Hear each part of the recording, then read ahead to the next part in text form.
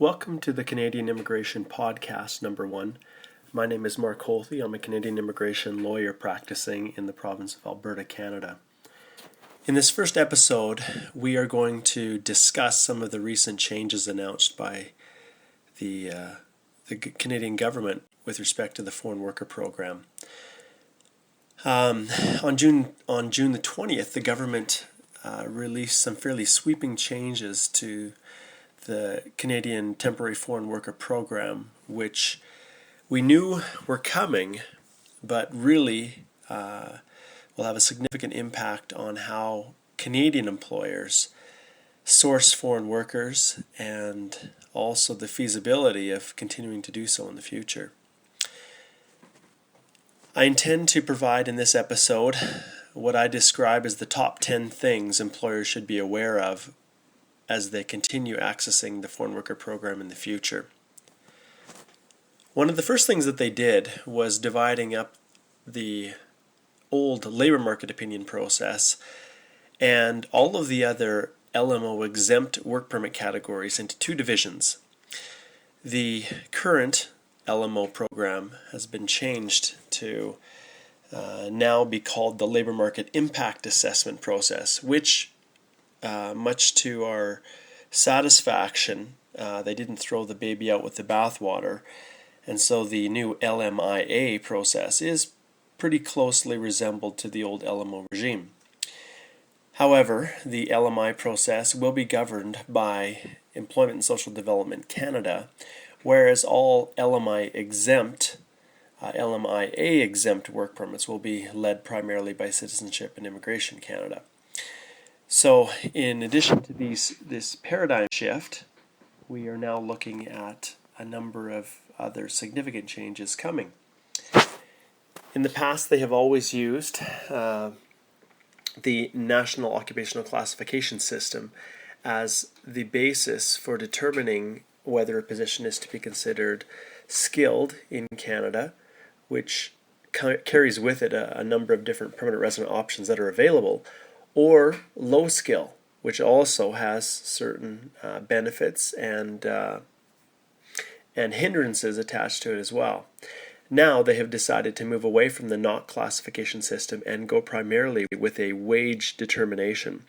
In the province of Alberta, the wage that they have looked at, which is the median wage for all positions across the province, falls in at $24.23 per hour. So essentially, if your position is at that rate or higher, then it would be considered a high wage or high skill position in Canada, or at least in the province of Alberta. If it falls below that, then it's considered to be low wage. Now, there's a lot of details we have to flush out in terms of how this impacts the eligibility for someone to apply for permanent residence, and if what once was a position that fell under low skill, but now because of the high wage bumps it into that new category, whether that person is also now able to apply to CIC for a skilled work permit. These answers will be coming in future podcasts, but at this stage we are uncertain. So the first thing, as I discussed there, is that the employment skill level will be determined by wage versus the NOC classification. The second thing is that a new cap has been imposed limiting the proportion of low-wage temporary foreign workers at worksites in Canada. Previously, there was no cap. As long as an employer could show that they could not find Canadians to fill the position, they could then recruit a foreign national to fill these positions, and the food service industry relied heavily on this, as well as the long-haul truck driving industry and others, to source foreign workers to fill skill shortages, especially in the province of Alberta. Well, now this is changing as a result of some of the negative media attention the foreign worker program has received over the last number of months. Now, the goal for all companies is to reduce their reliance on foreign workers down to no greater than a 10% proportion of their entire workforce. Now, they've allowed companies to slowly transition away from their reliance on foreign workers, but with some long-haul truck driving companies where the proportion of foreign workers can exceed 70%, this is going to be very painful for them. Well, as I indicated, they have allowed for a transition period. So employers will be expected to transition to 20% by July the 1st, 2015, and down to 10% by July the 1st, 2016. No new LMOs will be issued to employers that exceed these caps. However, any temporary foreign workers that are currently employed with these companies will be able to continue working out the remainder of their time on their work permits. Now, obviously, this puts employers in a real difficult position because they will have to now select who they will keep and who they will let go. The third thing that employers need to be aware of is that any province or area where there is a 6% or higher unemployment rate, certain occupations, including the accommodation, food service, and retail trade sectors within these regions of high unemployment will simply not be able to apply for LMIAs to secure work permits for food counter attendants, light duty cleaners, construction laborers, etc. So you can't even apply if there is over a 6% unemployment rate in your region. Fourth item that is important to note is that there has been a reduction in the duration and time caps on LMIA-based work permits. So in the past, companies were able to obtain 2-year permits supported by the old LMO system. Now that duration is going to be reduced to 1 year. Now, we don't know exactly how all of these caps and reductions are going to impact on the old 4-year cap for low-skill workers and skill level B workers to remain in Canada continuously. The old rules indicated that once that 4-year cap was reached, which is coming up in April 2015, foreign workers will need to go home. They will not be able to extend their labor market opinions unless they have some other pathway to permanent residence. Well, the problem we face now is that we don't know how this new regime is going to impact on those old provisions. We have to assume that the old provisions will apply because everything they're doing here is designed to restrict Canadian employers' reliance on foreign workers and to focus on the overriding desire of our government to ensure Canadians have the first opportunities for positions.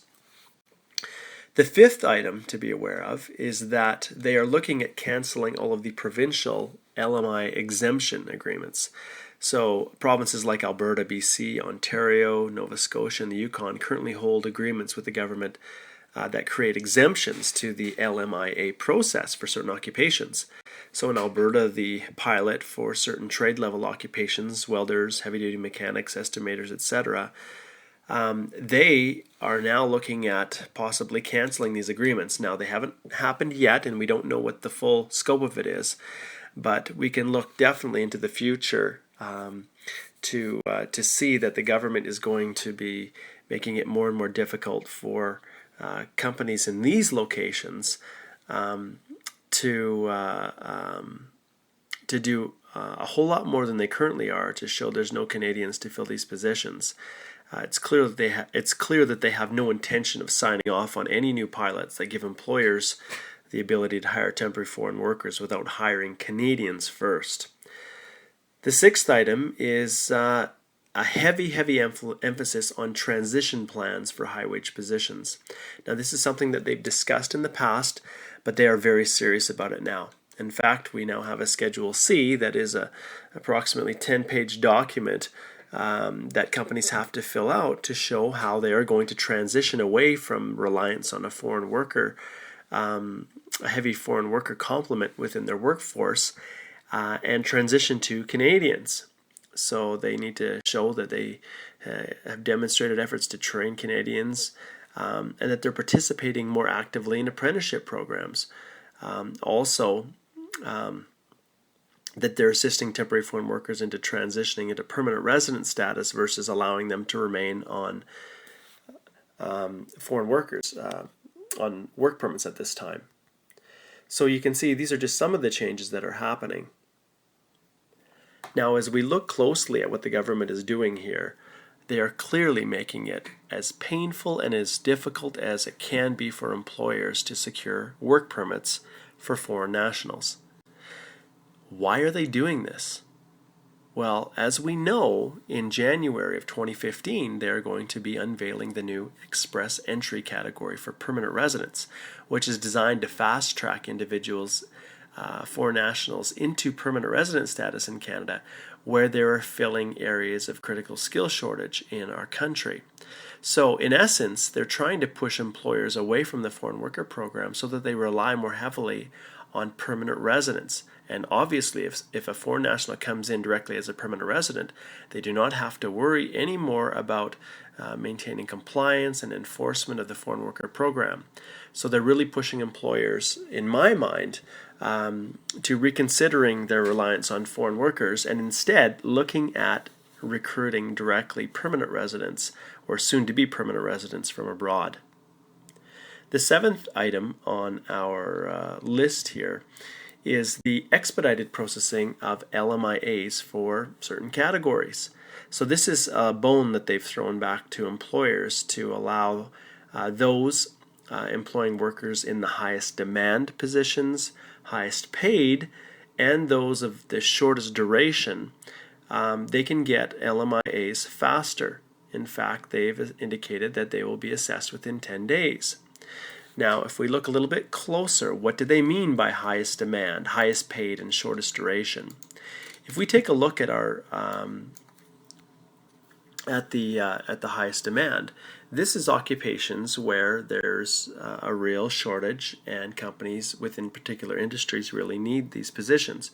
Right now, this category for highest demand are restricted to skilled trades, and they indicate that they will likely, or I should say they may, expand this into the future.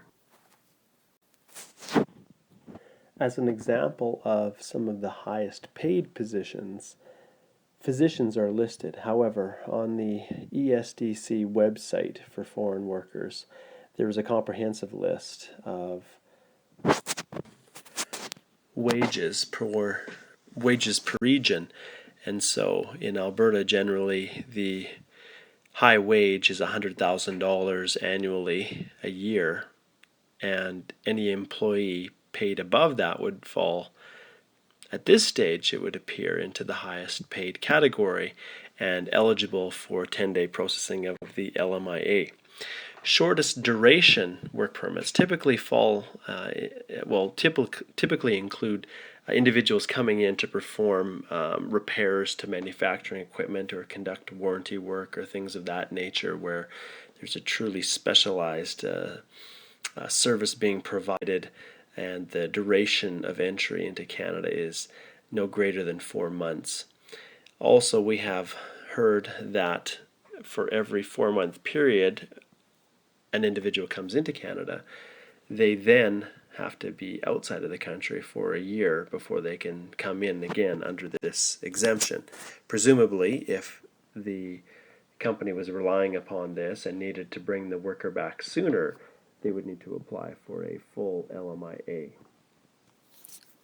The eighth item on the list is one of my favorite, a new job match service for employers and Canadian employees. Now, this is not quite out yet. We're just waiting on further instructions from the government.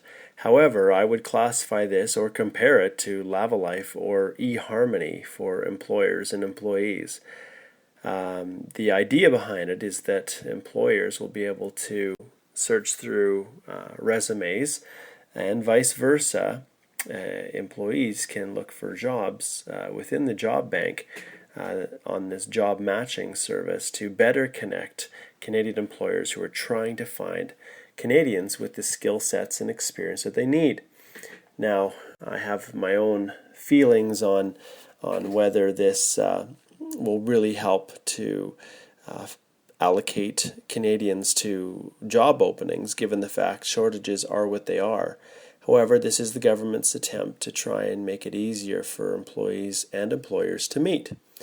So it is a valuable resource for unemployed Canadians searching for employment and those who are underemployed but seeking better opportunities. However, it may also put pressure on EI recipients who are struggling to find employment in their field. So a job bank full of positions matching an EI recipient's qualifications would serve as pretty good evidence to support an EI officer's assertion that maybe that recipient wasn't doing enough to find a new position within their field. And I wouldn't be surprised if we see EI benefits being tied to individuals maintaining an active resume on this job match site. However, that's purely speculation on my part, but it is an interesting thought to think about. Now we're getting into, with number 9, some pretty important things for employers to be aware of. In addition to all of the previous ones, this is one you had better listen to. Stronger enforcement measures are now being implemented, which includes severe penalties for non-compliant employers. Effective immediately, the government has said that they will inspect 1 in every 4 employers accessing the program each year. Now, this is a significant increase in inspections, and obviously they're going to have to rely on not only random audits, but they will be utilizing the tips that come from the public and also targeting employers who have previous violations with provincial labor laws and other employment standards legislation. So they'll use these things, or these trigger points, to then reach out to employers to see if they are compliant. By the fall of 2014, ESDC has also indicated that they will be able to force banks and payroll companies to release information such as bank records and payroll documents to help their inspectors verify employer compliance. This is the new world that we're looking at. And in addition, when an employer is faced with a site visit from one of these inspectors, they will not be looking at just whether the proper wages have been paid, that the person is working in the proper occupation, that the working conditions, overtime, etc., are all being met, but all 21 program requirements will be looked at. They'll including provincial labor and recruitment laws, whether the LMIA commitments with respect to job creation or retention or the hiring of Canadians, whether all of those have actually been met, or the company is at least well underway in satisfying these requirements. So employers beware. A special tip line is being set up and was actually in April of 2014, and you can go to the ESDC site to see this specific page, and it's designed to allow for easy and secure reporting of abuse by those who happen to see it. So no longer is it difficult for people to rat out fellow employees, or to, if they're a disgruntled employee, a Canadian who's been fired, a company better make sure that they have all of their records well at hand and well organized and able to be producible, and that they're fully compliant. Now, the ramifications of non-compliance are significant. If an employer breaks or is suspected of breaking the rules of the Temporary Foreign Worker Program, ESDC, in the case of a suspected breach, can suspend the employer immediately from accessing the program, including any LMIAs that are in the process of being adjudicated or issued. They can even revoke an employer's LMIA that has been issued already and institute fines of up to $100,000. And if an LMIA is suspended or revoked, even if it's suspended for a suspected breach, the name of that company will be placed on the public blacklist. So this is once again a situation where we can see the government is really cracking down on what they believe to be employers who are abusing the system. And in essence, what they've created here is a process of guilty until proven innocent, especially when there's just an allegation that results in the name of an employer being placed up on the naughty list. Now, employers suspected of criminal activity under the Act, which is different than the ESDC non-compliance with the LMIA. Any employer suspected of criminal activity, which is described as illegally employing foreign workers, misrepresentation, or even counseling misrepresentation, can face fines of up to $100,000 as well as up to 5 years imprisonment. And the government, just to further assert their resolve, provided examples of an immigration consultant in Winnipeg who was fairly recently sentenced to 4 years, 6 months in prison and ordered to pay in restitution over $380,000. So this is the world we're in, and employers can no longer carry on without adequate records and 100% compliance as they did in the past. Now, the last kick in the teeth, if you will, is an increase in fees once again for each LMIA applied for. The fee is jumping from $275 to a full $1,000 per person, regardless of whether they are considered to be low wage or high wage. So it is critical that employers get these applications right the first time. Otherwise, they're going to be out significant dollars as they apply for LMIAs and get them refused. Now, why are they increasing the fees?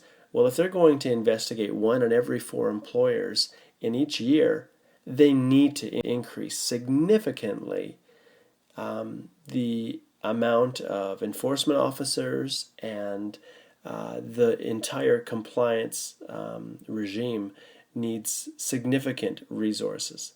So this is where the money is coming from.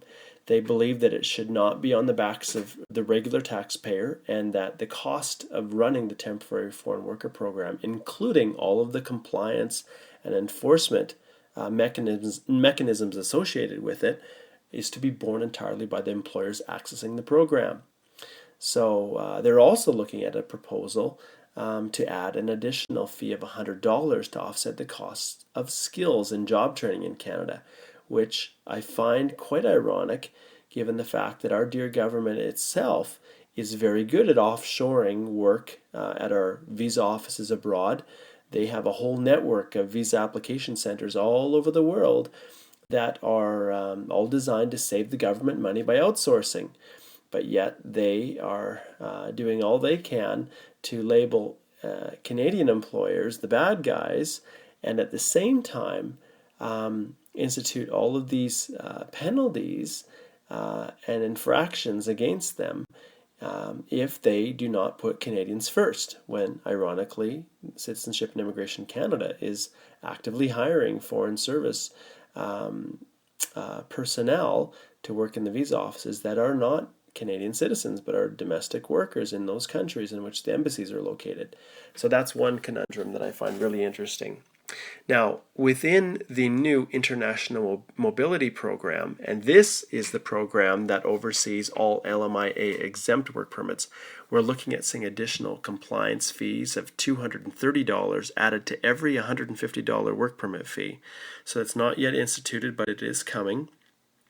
And also, that's for all employer-based work permits like labor market opinions, and also NAFTA-based professional work permits, and those employer-based work permits that are exempt from the LMIA. They will all see this additional compliance fee of $230 added on to the $155 for the work permit.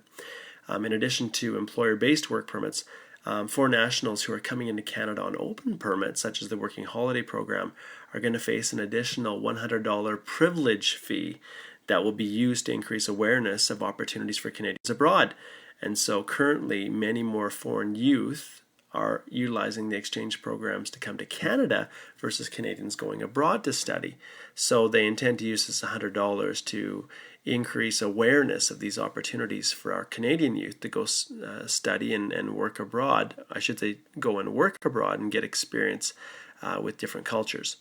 So this is the world that we're in right now, and these are my top 10 things that employers should be aware of. Obviously, we could have spent hours going through all of these various changes in detail, and there are really more questions that have come up than answers.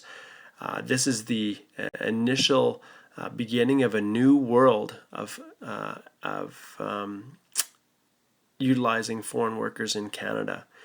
And so it's important that employers immediately take action to assess where they're at with respect to their own compliance, to do immigration audits of their current documentation, and to make sure that they have records that are complete, so that when Service Canada calls, which is Service Canada is the delivery arm of ESDC, when those compliance officers call or they drop in for a site visit or trigger an employer compliance review, that the documentation will be readily available and that the employer will have no problems with seeking, demonstrating compliance. This is the conclusion of our first podcast. I hope that the information provided has been informative. Any specific questions with respect to the individual circumstances of employers can be directed through our office via traditional consultation, as this overview has been limited specifically to general immigration information and is not to be considered legal advice when it comes to managing the individual foreign worker programs within each employer's businesses. This is Mark Holthe, the Canadian immigration lawyer working out of Alberta, and we will talk to you again soon in approximately 1 week's time.